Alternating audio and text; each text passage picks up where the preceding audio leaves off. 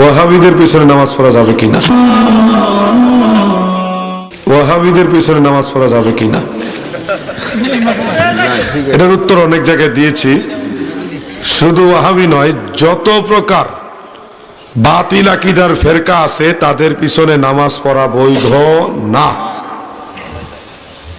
ইক্তেদা করলেও নামাজ কবুল হবে না। তার দলিল মাসালা বলে দিচ্ছি, ওয়েট এন্ড সি। তার দলিল হলো হযরত আব্দুল্লাহ ইবনে মাসউদ রাদিয়াল্লাহু আনহুকে প্রশ্ন করা হয়েছিল।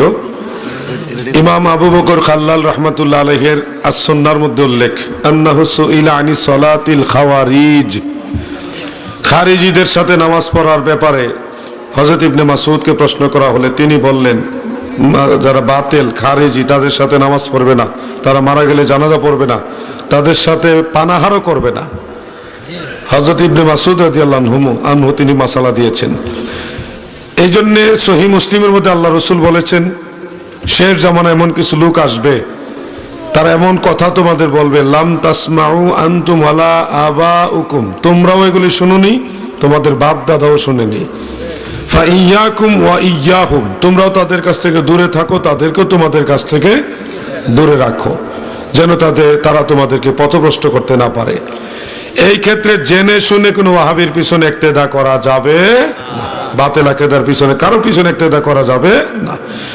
এখন ঢাকায় আছি, শহর অঞ্চলে গেছি, একটা মসজিদে উপস্থিত হয়ে গেছি, আমি মসজিদে ঢুকেই গেছি, ঢুকে বুঝতে পারলাম যে ইমাম সাহেব আমগো লোক না, আহলে সুন্নাতের লোক না।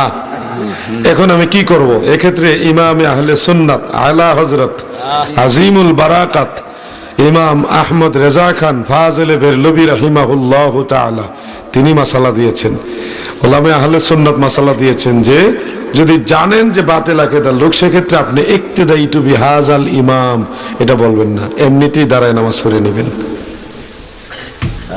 আর যদি সম্ভব হয় আপনারা সুন্নি কয়েকজন আলাদা জামাত পড়বেন, কিন্তু বাতিল জেনে শুনে তার পিছনে ইক্তেদা করে কোনো লাভ নাই, তো এটা পণ্ডশ্রম হবে। ইঞ্জিন নষ্ট, ডাব্বা লাগাইলে কাম হইব? এটা শেষ করে ফের নতুন প্রশ্ন নিব।